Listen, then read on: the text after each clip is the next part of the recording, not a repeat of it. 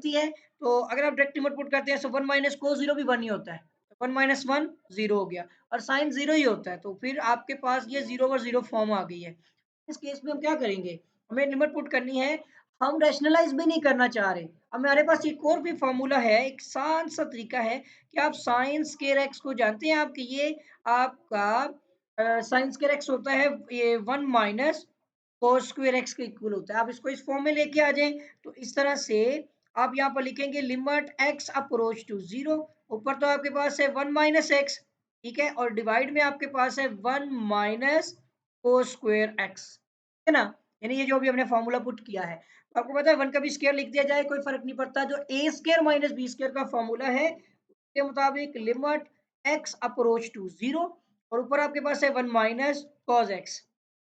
ठीक है, नीचे आपके पास है ए स्क्वायर माइनस बी स्क्वायर के मुताबिक ए माइनस बी इंटू ए प्लस बी।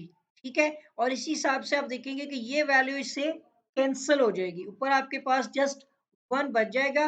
तो फॉर्म आपके पास बच गई limit x approach to 0 1 divide by 1 plus cos x। अब आप इसमें लिमिट पुट कर सकते हैं। अब तो 0 और 0 फॉर्म नहीं है, तो ये 1 आपका आ जाएगा equal to 1 divide by 1 plus cos आपका एंगल क्या है x 0, तो क्या होता है cos 0 1 होता है, तो 1 डिवाइड बाय 1 प्लस 1, तो आपका स्टूडेंट इस पार्ट का आंसर आ गया 1 डिवाइड बाय 2।